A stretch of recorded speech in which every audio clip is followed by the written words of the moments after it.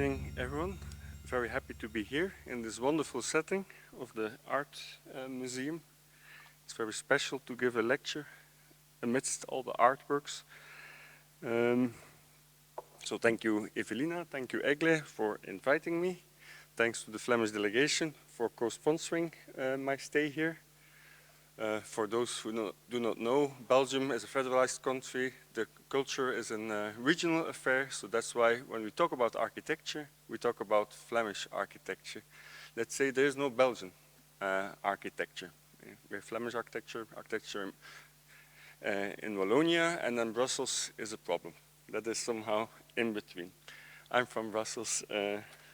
Of course, I'm Flemish, Dutch speaking. So very happy to be here. I will talk my lecture is titled How Much Architecture Does Your Mental Health Tolerate? So architecture is often presented as when it comes to care, often presented as in terms of a healing environment. So if we consider architecture as something healing, you should at least study the, let's say, the medical, how is it called in English? The medical package insert, you know, the leaflet that is in your medical packet that tells you how you should use the medicines and in what sort of amount. So this brought me to the question, how much architecture, in fact, do you or does your mental system allow? Healing environment is often a totalizing term, a very easy term. A lot of things are presented as a healing environment, although there's little knowledge about these effects of architecture and space on health in general or mental health in particular. So we could say often when you see the term healing environment even presented in very corporate architecture developments, there's a lot of care washing going on. Add a little bit of care and you can present whatever as a healing environment. So this is the topic of my talk. It has somehow 3 parts. I start with an introduction referring to Charles Jencks. Charles Jencks is he was an architecture historian, an authority in architecture history. He was the author of the book on the architecture of postmodernism. But he was also pretty much involved with architecture for care after his wife died of cancer. And then he got involved in setting up a whole series of facilities, care facilities, not really meant for treatment, but as hospitality centers for people in that sort of care. Next, I will discuss my work at Caritas, Psychiatric Center in Melle, near Ghent. This is not a typical research. It's more, you could call it an action research. I'm active as a critic, I'm architect, I'm philosopher. This is what I combine. Mostly busy with criticism, but then at a certain moment, the director of a psychiatric clinic invited me to come up to define the master plan. I immediately said, but this is not what I do, but I take the job. And we're going to discuss all together what architecture could mean for the psychiatric care in the hospital. And then third, I will present you a little bit, or a bit of practices on care, architecture in Flanders today. I thought let's open up the discussion. Let's not only talk about the work that I have been involved with, so to showcase a little bit what Flanders has to offer. So first, Charles Jencks.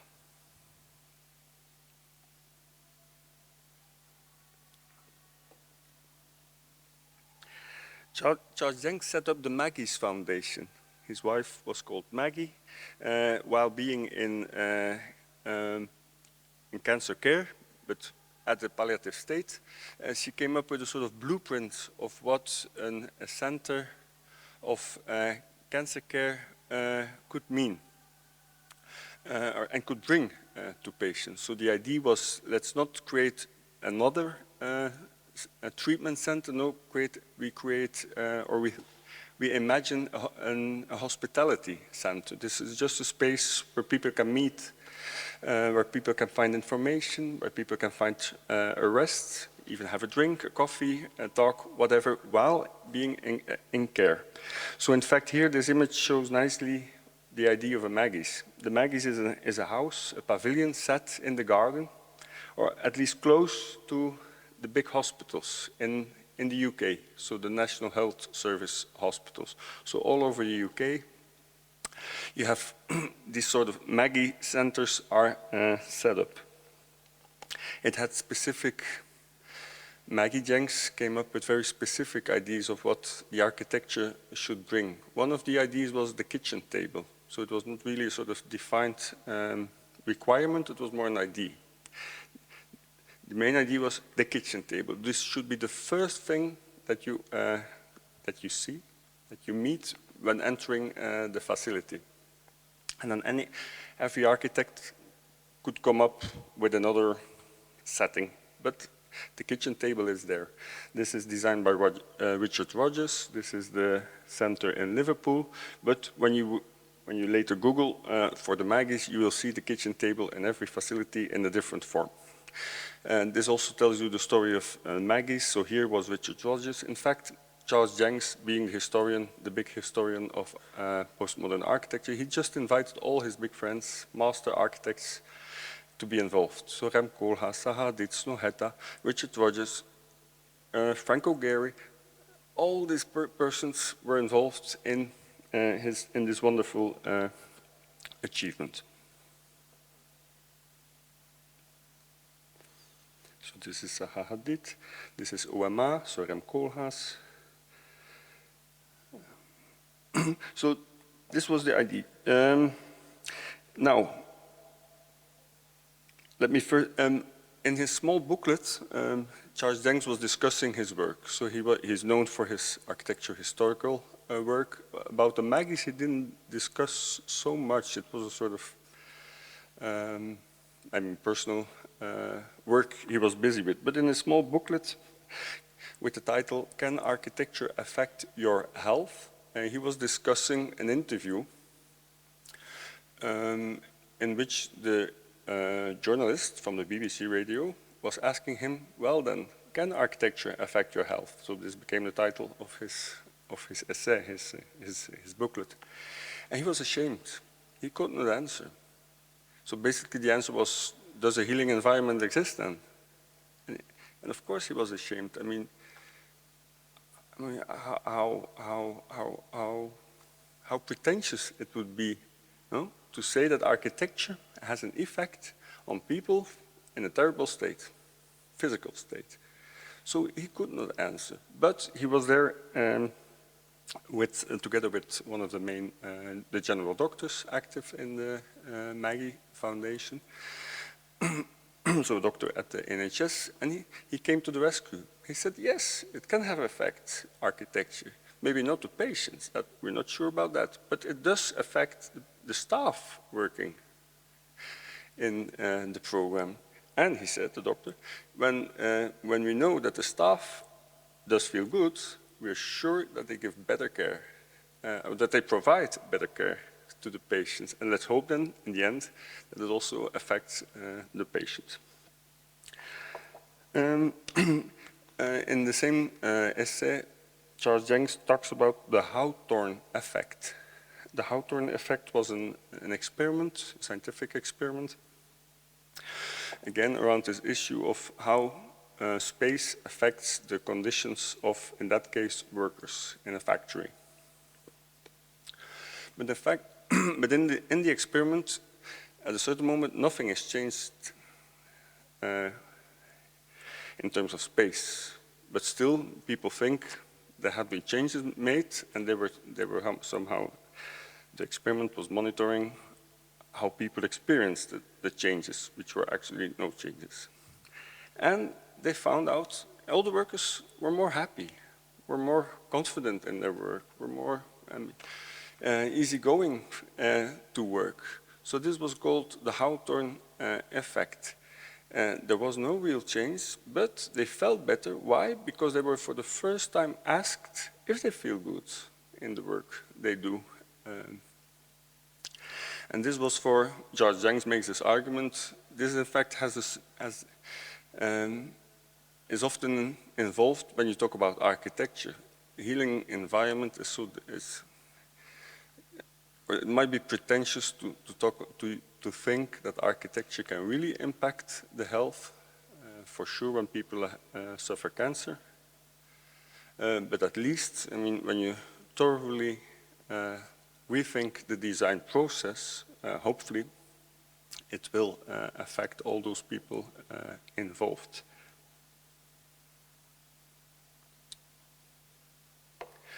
So this brings me to the project I've been involved with, in which I can somehow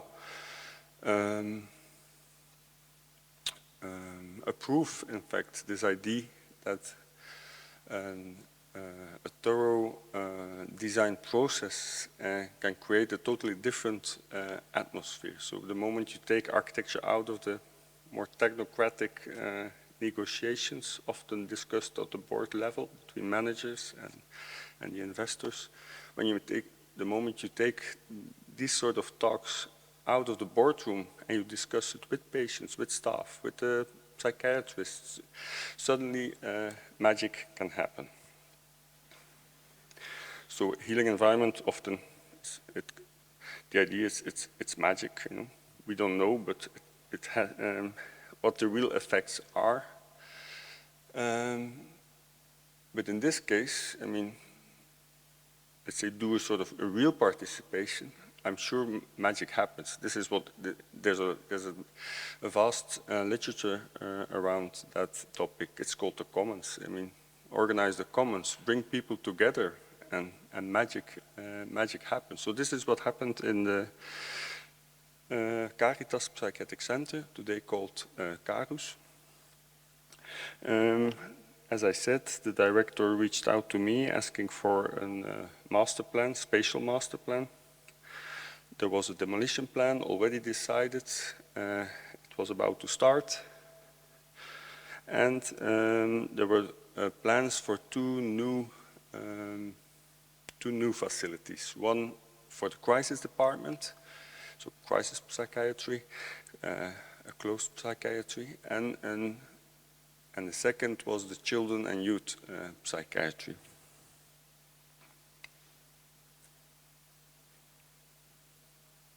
Yeah, this is in fact then, I started the presentation with the result. This is what became, how the process ended, which, as you see, was just a result besides the question. Yeah? The true stakes were the crisis department, the unit for children and youth psychiatry, and then within the context of a new master plan. But this was the result, an open ruin, or one of the buildings in demolition that we kept as such and opened up without any use, without any meaning. The idea was we freeze the moment and we open it up as a monumental space.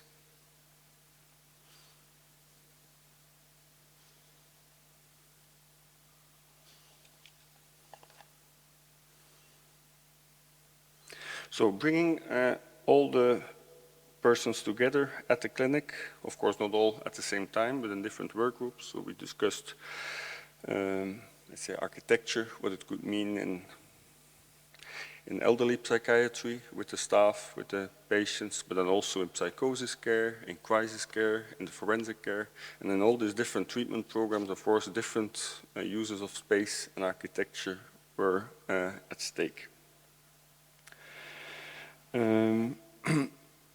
After 1 year, of course, going through these discussions in which we allowed everyone to have their say about their needs, about their desires, and the process was about also then documenting all these ideas, visualizing them, and sketching them, finding best practices all over, and trying to bring these together between the different treatment programs. Here we have a bit of an idea of what it meant. We went out of the boardroom in the side room of the restaurant. So it was the place where, in fact, the whole clinic went for lunch. We thought this is the place to have these important talks. So instead of taking patients into the boardroom, we said, no, different. The managers can come with us to our room here. This was, let's say, the workshop space. Now, after 1 year of working, producing knowledge, in fact, because that was the idea, Michael Speaks, American architecture theorist, he called it design intelligence. Design intelligence is not something that you can find in a book, in a handbook, no. Design intelligence is something that you find in the process. He said, through the chatter of people.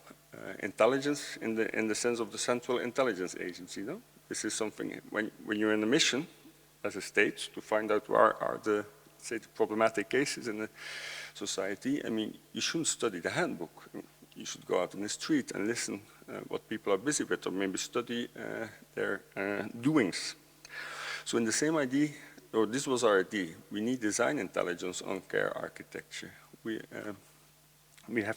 want to construct from there a plan, a master plan for the clinic. So after 1 year of working, in fact, nothing was realized. Of course, we had been doing a lot, but in terms of knowledge, when I was voicing my frustration at a certain moment, the head psychiatrist, he answered, saying, but Gideon, look around. Nothing has changed in the clinic, but everything looks different now. What was the point? You need a psychiatrist for that. The point was, of course, everything was still the same, but suddenly the whole clinic was talking about architecture. The staff could talk about architecture, with the managers, with the patients. It became somehow the talk of the town. And the director, in retrospect, he called it a mutual illiteracy that was solved. Often when the design process starts, of course people are involved, patients and staff, but there's a lot of illiteracy involved. In fact, all these people talk different languages. A manager has totally different concerns than a psychiatric doctor and even a psychologist, the staff or the patients. So everyone talks the same language, but still maybe they don't understand each other so much. So the wonder of, in fact, going through all these talks and workshops was that the gap that separates these different groups was somehow maybe not solved, but these groups started to overlap with their concerns.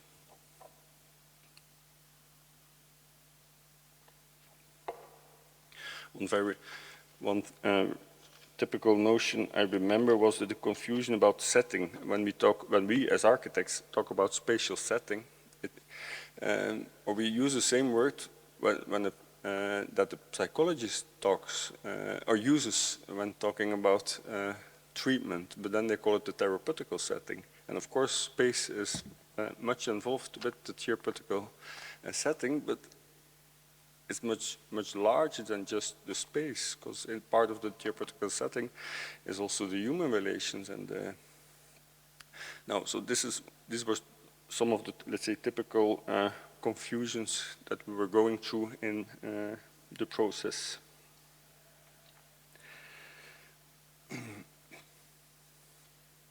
In fact, as I said, it was not a typical research, it was an action research. For me, working as a critic, it was meant as just another work of criticism, seeing how far can I reach with, let's say, criticizing the building developments in the world of care. One of the ideas was, conscious ideas was, that I used was what Slavoj Žižek, the philosopher, called the inherent criticism. There's an awful lot of criticism often involved, but that is somehow not taken serious. It is kept somehow under the table. So of course staff discuss with each other what to do, but it needs quite a lot of energy to have this, let's say, this everyday criticism into the policy notes, into the investment plans of a clinic, into the facility management discussions. And so this was, let's say, our attempt. So we take the criticism that is already there, and the everyday criticism, which is inherent in every activity, and we try to bring that to the surface, to articulate it, to visualize it, and start from there building up our master plan. One of the so here you have an idea of the clinic. It was built in 1904. It was a clinic by the Sisters of Mercy, the Zusters van Liefde. It was a clinic for women set outside the city in the typical idea of separation. Not segregation, separation, in the sense of sometimes people need a bit of a retreat from the big city, the industrial city, because this was the time of industrialization, and Ghent was quite an industrial city. And then in the city you had the main psychiatric center, Dr. Gislin, that was for the men, and the women were brought outside. Every pavilion, so it was a very modern concept, as you see. Modern, maybe not the architecture, that was quite somehow neo-Gothic. Somehow, not real neo-Gothic, but somehow. But modern in the idea of, for every treatment program, one building.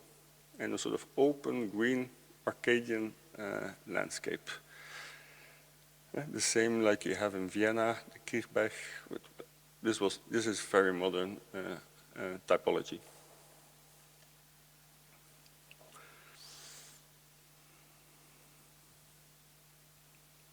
So this is the construction phase. This shows you a little bit of the zeitgeist at that time. I'm not sure whether it happened every day, but the Sisters of Mercy had good control over the events.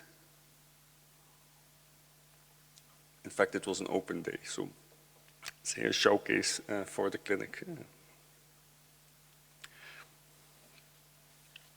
Now, let me discuss or present two key findings of the whole process.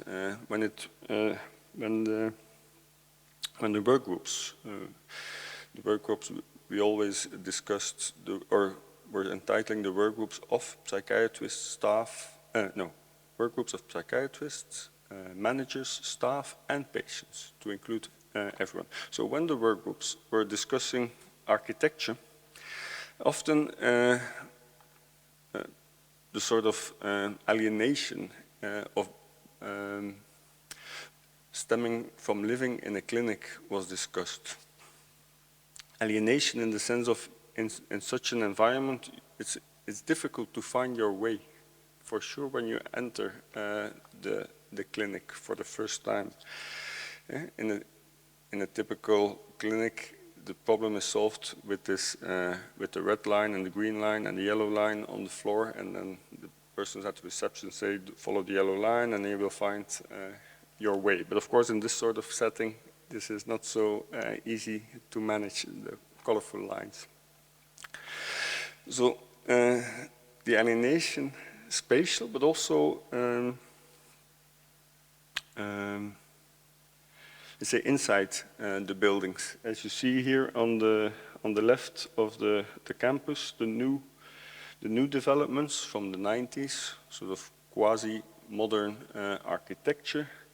Often these were quite chaotic buildings, typical for hospitals. So you always have these corridors, and then with the beds, with the rooms in serial composition. The point is, the bed is a calculation unit when it comes to hospitals. This is political decisions or policy decisions are made on the basis of the bed.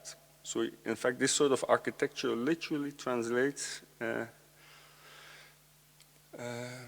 policy and linked with, so the bed is linked with specific amount of funding by the government, with the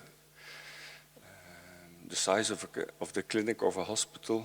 The first thing a manager discusses with another manager from the clinic is, so how many beds do you have in psychosis care, or how many beds do you have in crisis care? So this is the typical talk in the clinic. But then when it comes to the real spaces, so the architecture almost literally translates that. So buildings were often extended or found extensions by just adding another corridor with 5 or 10 other beds. So we called, in the work groups, we called that phenomena the hospital psychasthenia. Psychasthenia is a phenomenon, a term used by Edward Soya, the geographer, American geographer.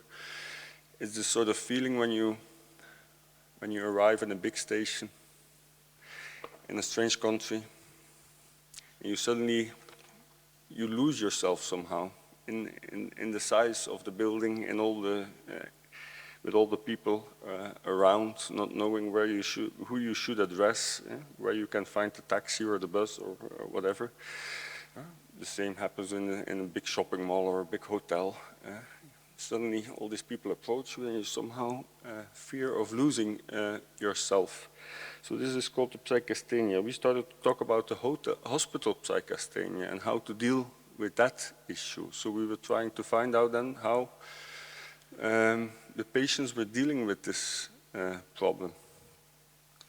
Often patients were moving around the buildings, but in a very close perimeter. Just, going out for a smoke, but then sticking to the front door almost. Smoking is one of the big or the important businesses at the clinic, at the psychiatric clinic. Also, the cemetery was often used as a hideout.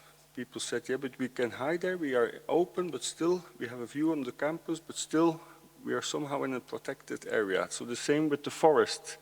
There on the back of the image you see the highway from Brussels to Ostend. Here, this was called the Wurtzak. The Wurtzak is a sort of the muddy terrain. And people were finding a refuge there. So we tried to locate everything on the map. But these were not only the patients suffering psychasthenia, in fact the staff had the same issues. They were talking and almost, or at least recognizing the problems of the patient, but often going through the same difficulties when they arrive at the clinic as a new trainee or a new staff member, or when they have to run from one facility to the other. So let's say that sort of discussions were included in drawing up the master plan. Another discussion, and then one of the, let's say, the proposals or the challenges was not clearly defined, but the idea was, let's create an in-between zone. Let's create more in-between zones, porticos to the buildings, empty buildings that we can just offer people to have their smoke or to have their chat with the family on the Sunday afternoon. Other discussions, so this was all more about architecture and the space. And another big discussion was how to deal with the separation. So in psychiatry, separation is a very important dynamic. Sometimes you need separation. When you and me, when you have difficulties in a relationship, you separate, no? Maybe just for a period of time, but then hopefully things get better. So this is also in psychiatry, of course, a very important dynamic. That's why these campuses are located often in this idyllic green areas around the city. But then even in the city, often it's in a sort of closed compound in the idea, let's separate from daily business. But often this separation becomes a segregation, a spatial segregation. It's difficult to reach these areas, and there's a threshold between the different worlds. The clinic becomes another world that people that have no affairs with don't easily enter. So one of the solutions already for 10, 20 years in the process, I mean not just in Melle, but in general in Flanders, is the socialization of psychiatric care, or better called re-socialization. So the idea is, let's take out the different groups that do not belong properly to the site and return them to the city or the village. So in this case, a home for elderly care, elderly psychiatric care, was established in the village of Merelbeke, let's say 5-10 minutes further on the road. So, and then also youth care is organized in the city, and the idea of, I mean, you have to provide the care as close as possible to your target group. But then the difficulty is, of course, that's a good development, but the difficulty is that the clinic then even more, it becomes a place for the sick, right? For the people in crisis. So this was almost a paradox. And a policy with good intent creates or doubles almost the effect in the hospital. So the big question was, how can we deal then within the clinic with that issue? How to re-socialize the clinic, not just the groups, and returning them to the villages or the cities. And on that point, the work groups started to talk about the reverse socialization. So the idea was, let's bring the outside world into the clinic. But of course, quite difficult, no? As you see, there's not much around here. 5-10 minutes to Merelbeke, 5-10 minutes to the village of Melle. It's somewhere in between, also on the side of the highway. There simply is no real, let's say, urban context around the psychiatric center. So, but still, this was the challenge, finding ways to reconnect. Different strategies were made. I mean, connect the campus with the bicycle routes in the area, allow people to use the terrain. There were more. The sports hall, renting out the sports hall to youth clubs in the neighborhood or sports clubs in the neighborhood. All this sort of steps were important in the reverse socialization. So reverse in the sense of not just taking patients out, but also trying to introduce other, let's say, clients without being client, but okay, other people inside the clinic.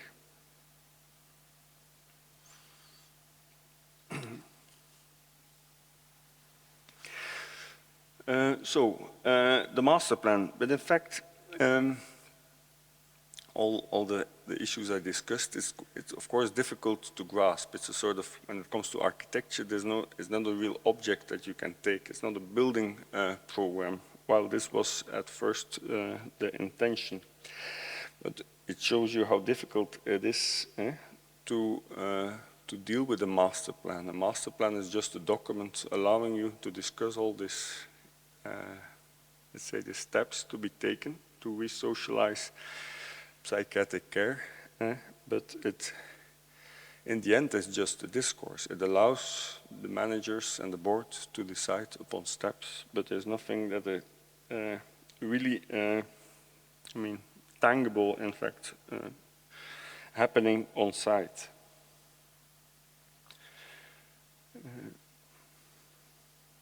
So at that point, the project, or an important moment happened. We called it a recursive moment. The building I presented in the start, the open ruin, was a result of a recursive moment in the process. Recursive means that while being in a process, you arrive at one point that the whole process is taken over again, but then at high speed, and including many different factors. So this is the point that we arrived at after 1 year of work. Well, the demolition of the St. Joseph Pavilion started. This is not St. Joseph, this was the Gideon Pavilion. It takes 2 weeks to pull it down. 1 week to pull the building down, and then 1 week to clear the site. The cost is 200,000 euros, something like this, and that was the plan for 5 buildings, pavilions on the central axis of the terrain. This was Gideon. So when this demolition process started, suddenly, in fact, all the discussions we had stumbled upon the demolition. The question, why do we need to get rid of these facilities? Of course, they're old. Of course, they need renovation, but perhaps we can still use them. But in the case of Gideon, this was too late. You know, as I said, 2 weeks, so it's almost nothing. You know, it's done in a moment. So, but when the moment this building, St. Joseph Pavilion, when demolition works started at that building, the frustration became even bigger. It was centrally located in front of the restaurant, so everyone was passing by and to see what happened. So this opening was the opening for the Bobcat to enter and to start to clear out the building. And so it was in this building, in fact, that suddenly all people started to project their dreams and their needs. So we had been discussing the in-between zone. So the idea was, well, why don't we use this building as an in-between zone? The idea was we need a central space or a central sort of marketplace in the clinic. Well, some people suggested, why don't we take this place? It should be here. So that became the recursive moment. The whole process suddenly started to reappear in one moment and then include the context of the discussion. The context that was at first non-negotiable. This was not even part of my dream that we could renegotiate the demolition project.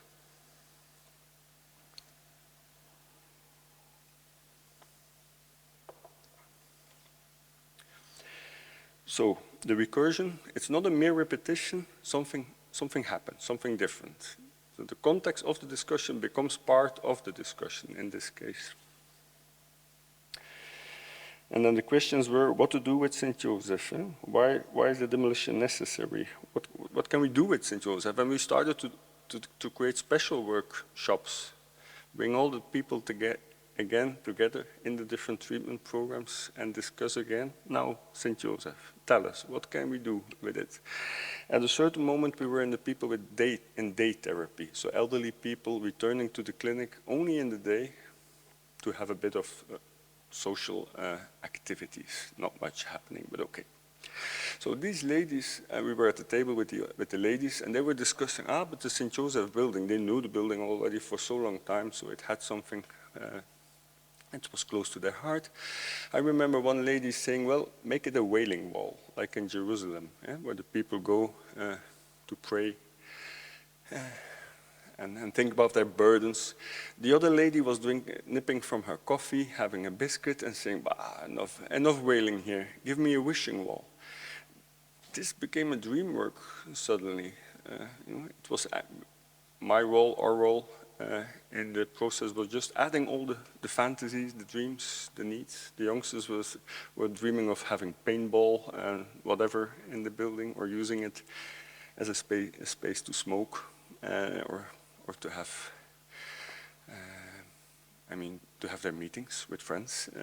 What are youngsters doing?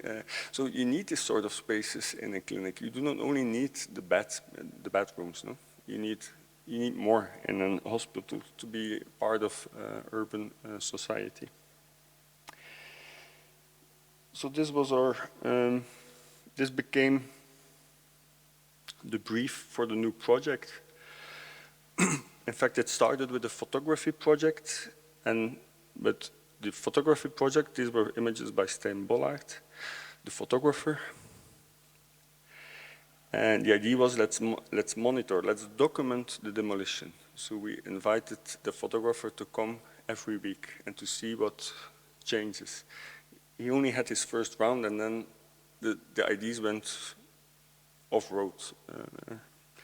The same happened with Mirte van den Driessen, a therapist at the clinic. She was going around with patients and a camera, photo camera, and documenting the demolition. Again, for them, they only went around one time, and by then, so much happened on a policy level.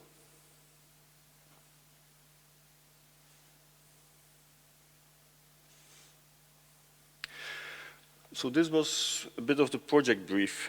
We brought together all the ideas. So someone was referring to the empty church in Bossuit, the west of Flanders. Another person was referring to the sorry, the Hortus Conclusus, so the closed garden. The idea was the building would have been demolished already in an more as we see it now, but the idea was let's create a garden in it with a fountain and sort of a dream garden. Here a fountain, I mean, so this was the project brief. We bring it all together, all these ideas, and we present it in a competition to 3 architecture offices. We even dreamt to include the old washing house next door to create a sort of big space. Sadly, it didn't happen, but okay. So this was the sketches part of the project brief. We included the saying by Parsifal. There's only in English. There's only one solution to the problem. It is the spear that hurted you. Something. This is the poetic saying by Parsifal. Only one weapon that counts, the spear that haunted you in the first place. So this shows you the idea. In fact, it was not a joke, but it was the idea. Let's open up the wounds. Let's keep it on site. Let's do something with it. It shouldn't have any use. This was the architecture competition. Henk de Smet, Paul Vermeulen, architects from Ghent, came with this proposal. Architect in de Vilde Vinctayeux came with the idea, let's keep the building as we find it now, and open up, and keep it. Take all the mineral material down, so that to avoid the rotting process of taking over. And this was a proposal by Noah Architecten from Brussels. So that was a sort of Hortus Conclusus idea. We keep the outer walls and we allow the forest to take over. And there was a bridge hanging on the top level. So the competition.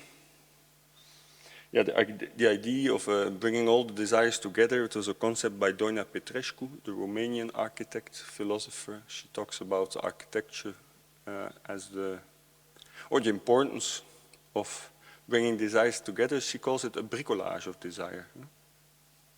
You bring it all together, and that was the role then of an architect in her philosophy. So the architect is the one who should make this bricolage and then allow people to desire even more by gluing all the desires on top of each other. And that raised a general enthusiasm, not only among the people, the staff, also the director became very enthusiastic to go along with that idea. I think the project brief was constructed in a very short moment. That sort of recursive moments is a sort of boiling pot. It goes very fast at a certain moment, but then it took another year to renegotiate all the decisions made earlier. So the contract with the demolition contractor, but the guy said, well, why not? I can demolish, but for the same amount of money, we can do other things. And the policy, the board of directors, of course, they need a bit of time to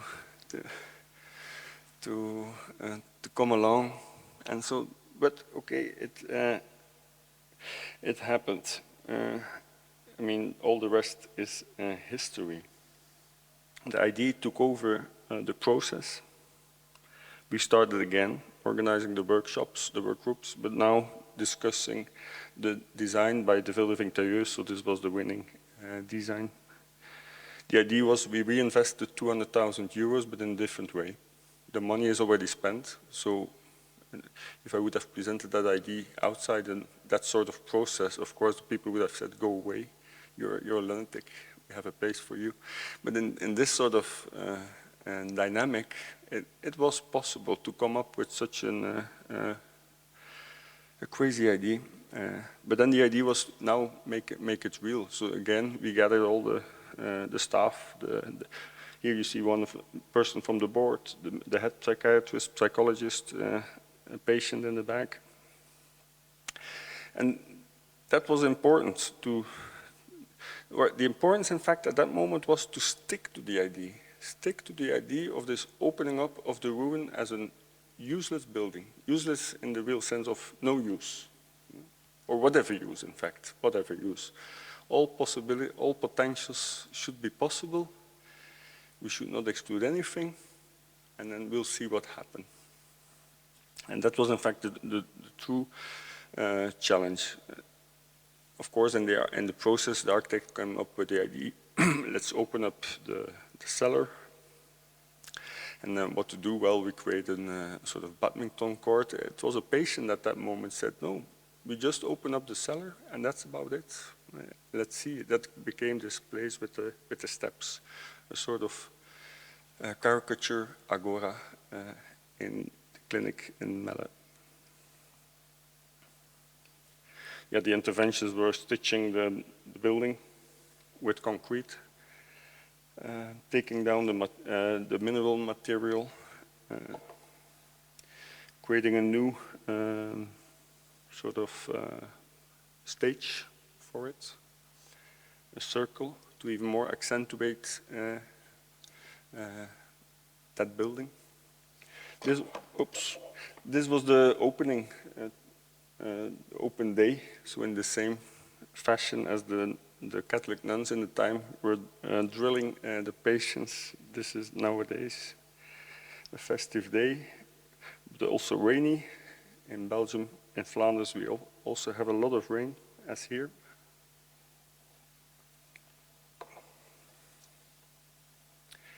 And then the building started to have a use, in one way or the other. Often you see empty packages of the McDonald's. So youngsters have been, they bought a hamburger and were eating. You find cigarettes, you find the chairs in a different position. So people were just having a seat. This was a session by the Department for Psychosis Care. The people at the Psychosis Care said, it's a very useful building. It allows us to discuss with patients very strange emotions. To be inside while at the same time being outside. To be inside but feel the rain on your head. So hard surfaces and soft surfaces at the same time. So all these, they said we could have never imagined discussing these things in such a tangible way. Of course, also gravity on the second floor. At a certain moment, the second floor had to be closed because of the vandalism, but that was part of the whole adventure. Of course, the rotting process also took or continued. So for that reason, now the second and third floor are simply closed off, but still the space functions as you see here. In fact, the questions remain. So the questions were there from the beginning. So what's the use? That was a discussion in the beginning. Still today, people discuss the use. But we think this is the value, the constant discussion of the use. Of course, also linked with the investment. So it's difficult to for the staff, for the general director and the board to come up time and again with renovations planned for a building which is in fact constantly rotting. But that's again the value. I mean, you should not only care for people, you should also care for architecture. And here in this essay, in this building, at least we have this in clear view. And then of course also the patient safety is a constant discussion. It was there while setting the project brief. It is still a discussion. For sure in the psychiatric center, patient safety is paramount, and terrible things happen at the clinic as in our everyday life. At a certain moment, things got worse. A psychologist, he took defense of the building. He said, "I rather have a patient here in his dark moments or her dark moments than at the highway, which is much more difficult for us as staff to reconnect with these persons, to try to verbalize their emotions." So he said, of course this building has a sort of romantic appeal, but at least we have it here in the heart of the clinic, and this is a space, or the place where we should have this talks with patients on their terrible emotions. Now, to conclude, or almost conclude, it's important, so the building, in the back you see the open ruin. It has been awarded a hell of a lot prizes. The Silver Lion in Venice, in different categories. So the Silver Lion in Venice for architecture, the prize for European prize for public space in Barcelona, a prize for interior architecture, a prize for product design even, the Victor Horta, Harry van der Velde prize in Brussels. So amazing. But the point is, so it has been called, many articles has been written about it, many people were framing it as a healing space, a healing environment. We took it, it's nice, all these different interpretations. But for us, at the clinic, is important is that in fact the building did not solve anything. That was never meant to solve anything. It was not meant to be a healing environment. Important issue is what happened next door. Of course, so the first was done with architect in the Ville de Vingtailleux, quite famous architects. But much more important was what happened here in this building. The building was in the same process of demolition. The contract was already signed to demolish. But when the people at the clinic found out that we can save the St. Joseph building as an empty open ruin, they said, but let's keep this building for the psychosis care. This is what we need. Big spaces, high ceilings, a lot of light, a lot of different doors, entry doors, on the back, on the sides, so that it allows people that are in, let's say, in an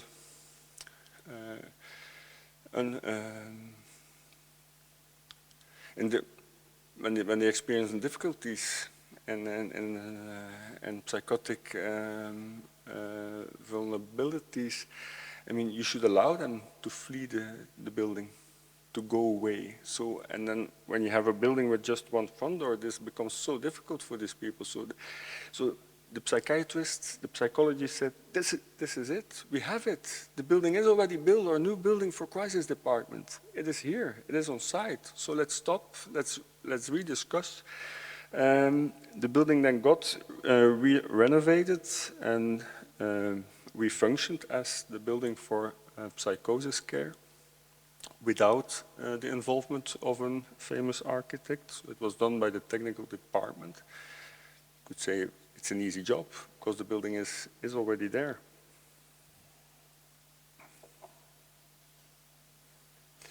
All the furniture was found in the clinic.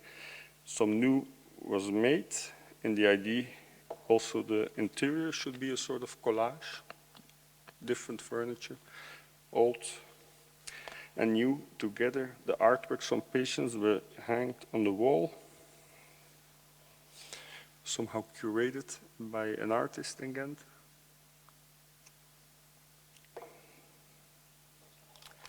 And this was the plan. So as you see, in fact, the main spaces here were the former collective bedrooms in the heart of the building. The side wings are now used as individual bedrooms, but this was, of course, the cabinets of before. So the cabinet of the Catholic nuns, the cabinets for the psychiatrists, and the bathrooms, etc. And that plan was changed. So the collective bedroom became the living spaces, and then the cabinets became the individual bedrooms. This was a real program. This is about residential psychiatry. This is about treatment of people with psychotic vulnerabilities. Different than the ruin, which is in fact, I mean, I like the project, but I must admit it's almost a joke. It was a sort of fantasy project. So all the problems still under discussion. I'm back in the ruin. A lot of things, ideas came up to renovate yet again or to change a few of the spaces, but nothing. In fact, in reality, nothing happened. Often in life, it's like that. No? You discuss a lot about changes, but then in reality, it takes quite a lot of energy to do so. These were collages by Philippe Dujardin to rearrange the setting.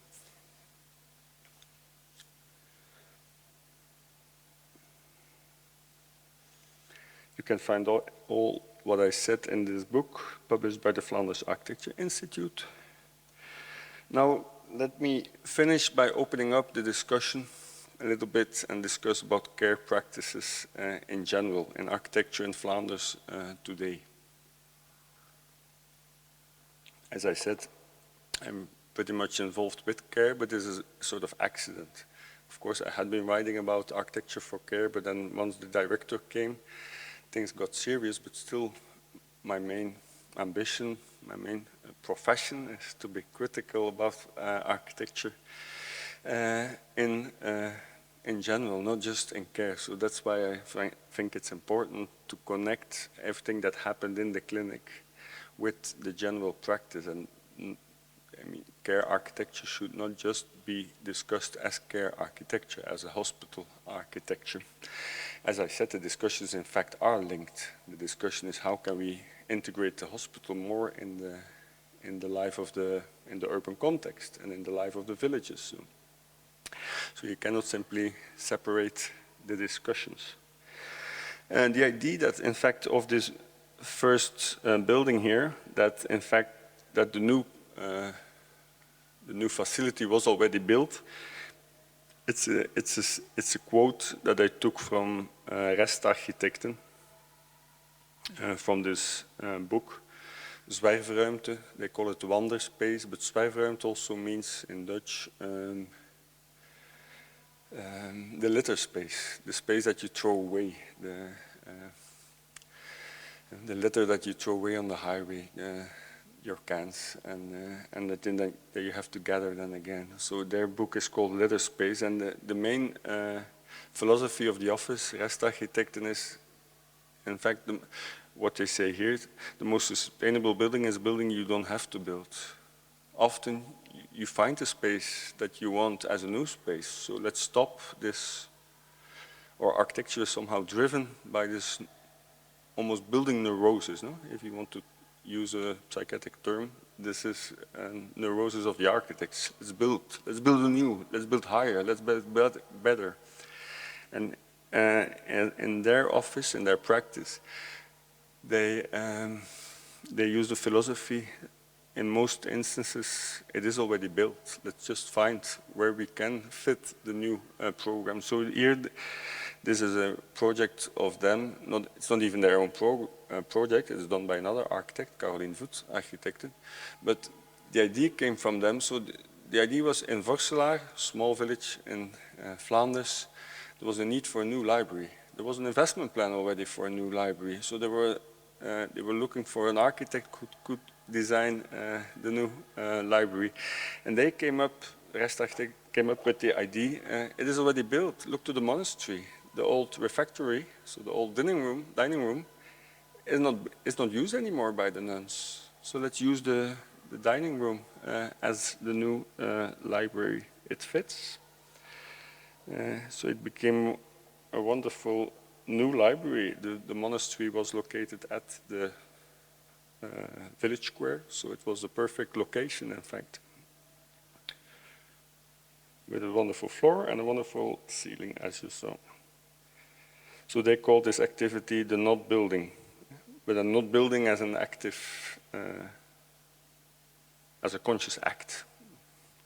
Let's not build. This is a program of Huis Perkes in Oosterlo, again, small village in Flanders, in the east, northeast. It's a home for people with dementia.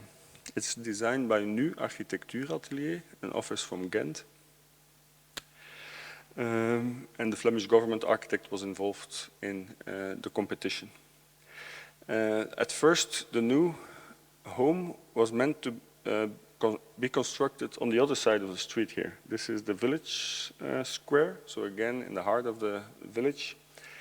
There was a new scheme, new development planned for a home for people with dementia. And that was let's say, the topic of the competition. The office was chosen on that program, but in the end, 10 years later, it was realized on the other side of the street in an existing villa with an extension with new bedrooms. The program of the government architect was called Invisible Care, and the idea, let's organize care almost invisible, make it part of daily life in a village like this. Well, here you have it, in a villa. It could be your villa, it could be, I mean, this is typical architecture in Flanders, but then now organized for people with dementia, and then also giving these people in this, let's say, in their strange situation, give them somehow the possibility of still living in something that looks like their old house. So it is the extension. So you see a hospital corridor, but then opened up on one side. So normally a hospital corridor has always rooms on both sides, creating especially for people with dementia and also in psychiatry, often claustrophobic feelings. In Melle, this was often in discussion, for sure with people with psychosis. The reflecting doors, the doors opposite to each other. The continuation of corridors, these were often amazing or almost terrible feelings that they expressed about it. So here you see the wonderful situation of a corridor that is open on one side to the garden, and the interior that was reused as it was, with a new kitchen added in the former living room. And a pavilion set in the garden on the other side to organize community or festivals or activities by the community, but then again in close contact with the program.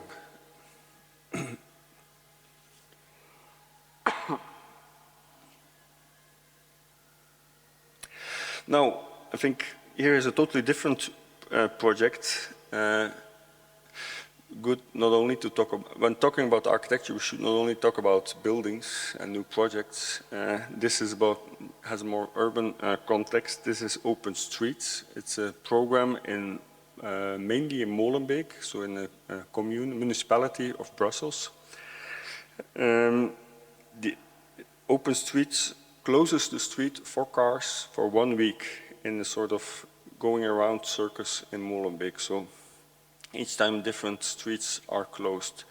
The street is closed for cars, opened up for activities, not just as a play street, but to make it a sort of conscious, or to make it a stage for activities that are designed. So the architect responsible for this, Anne-Catherine Verdict, she really thinks of the street as a scenography, as something that you not only design in let's say, the material elements, but also in the activities that take place. So this is a dance by Ultima Ves, a renowned dance company from Flanders. Wim van de Keibus is one of this, is the main figure behind Ultima Ves. Oops, I messed up, sorry. Here is the open streets.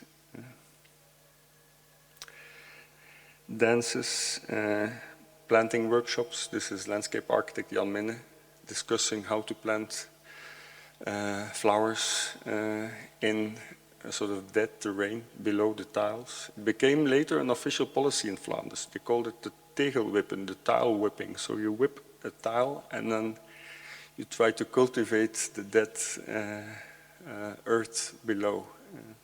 So a workshop by the landscape architect, performances with people from the neighborhood. Also care was involved by accident, so it was a home for people with Down syndrome. A day center, not a day center, a residential center, and then usually the people staying in the facility were going out during the day to work, to go to their social activities, but the street was just used for the pickup, no? For the taxi to arrive and to bring them away. The wonder was the magic happened. The fact that, of course, for these people, suddenly finding the street as the square for the home was a wonderful, was a wonder, and they were happy. I mean, to help in installing and in enjoying the dance parties. The dots that you see, this was Corona period, so the dots were sort of joke with the 1.5 meter social distancing rule. And then the streets are, these are the parking places turned into a small garden. And this is a cooking workshop by Culturegem, a non-profit that cooks the different types of people, say the cultural background of people in Brussels. We have, of course, people from all over the world living in Brussels. I put the images in the wrong order, and then here let me finish with the project Cine Maximilian. So Cinema Maximilian. Maximilian was the park in Brussels next to the North Station. It was when the refugee crisis happened.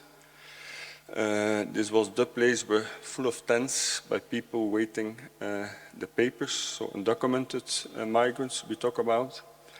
And during that period, Cine Maximilian came to existence. The idea was, let's create a cinema, an open-air cinema in the camping site at the park.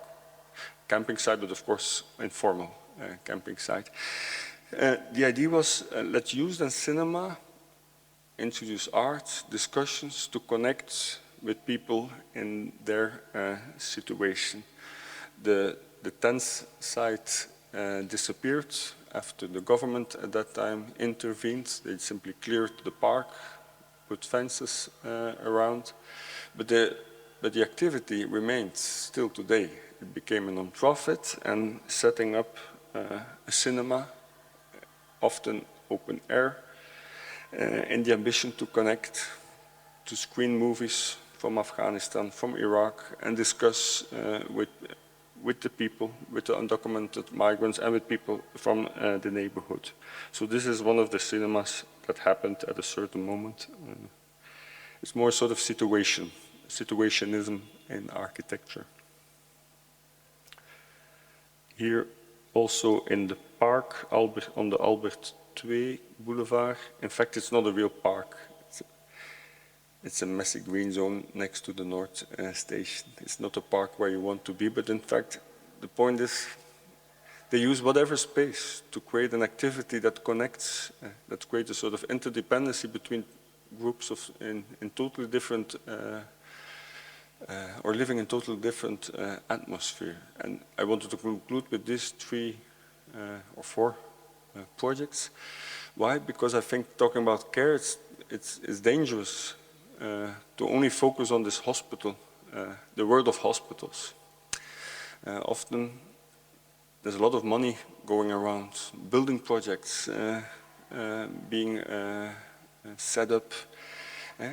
You enter in this cycle of creative destruction, but what is important, what we found important in Melle was this creation of in-between zones, creation of interdependencies between people, and you need spaces for that. And for this sort of programs, you do not need big investment plans. Often it can be done in a very modest way, or in our case in Melle, it's just by taking the money used for demolition and using it differently. But then in the case of Cine Maximilian, you could do it, I mean, we could organize here in Cine Maximilian. This looks like Cine Maximilian here, this room.